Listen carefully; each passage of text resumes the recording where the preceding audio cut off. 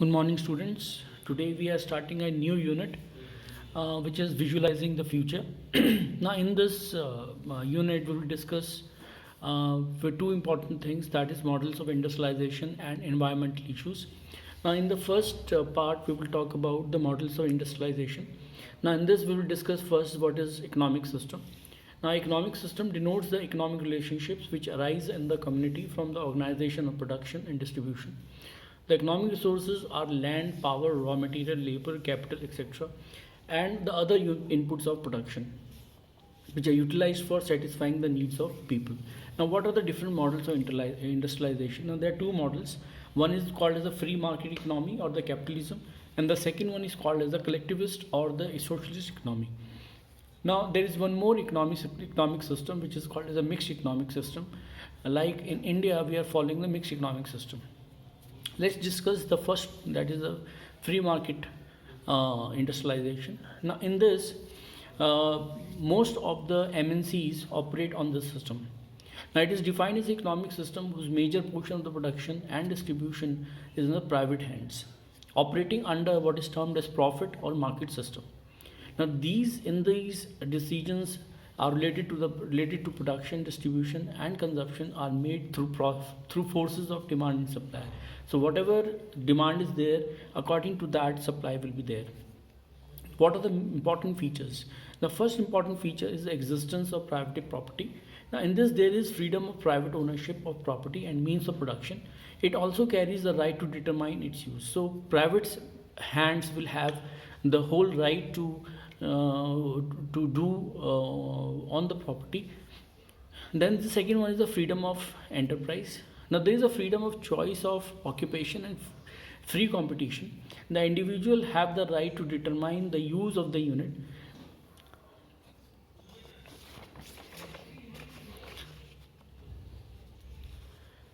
Next is the profit motive. Now, the main motive of the free market is the profit.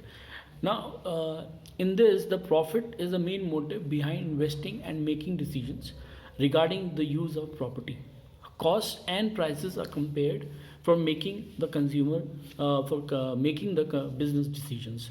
The next one is the consumer sovereignty. The consumer is the king, and it is who decides where to spend its income. Businessman produces goods and services to satisfy the needs of consumer. The next one is the market mechanism.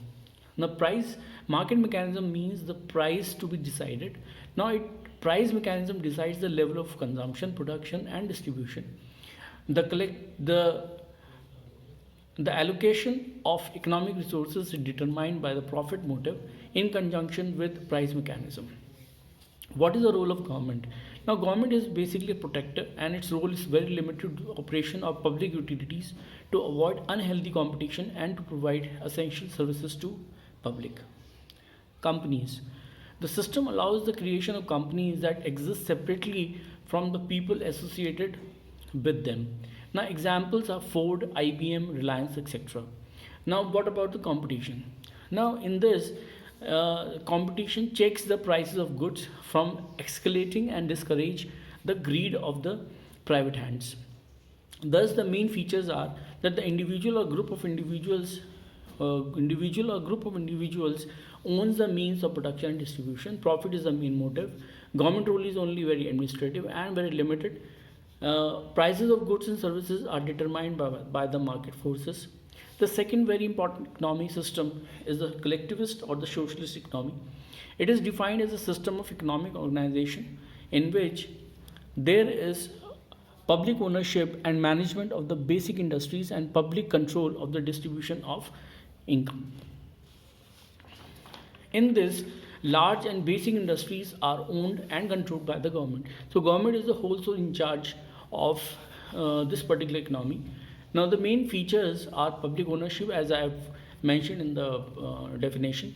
Government determines the utilization of factors of production for the production of goods and services where private players have no role to play. Central planning. Central authority like planning commission set to accomplish socio-economic goals, fixes the priorities for the nation and direct the use of economic sources. Next is the social welfare. The main goal of this particular economy is the welfare whose main determinants are quality of diet, health, education, etc. Next is the mixed economy. Now, mixed economy is basically to take the advantage of both free market and the collectivist economy. So its idea is to use advantage, as I've told you, its idea is to use advantages of both increased production, progress of science and technology, efficiency of human resources, reduction of inequality of income, provision of social security, etc. The public sector ensure faster development of economy, provide social overheads, congenial climate of sound, congenial climate and sound industrial base. The private sector do activities for profit motive. Public sector also ensures that fruits of economic development are widely distributed and inequalities between man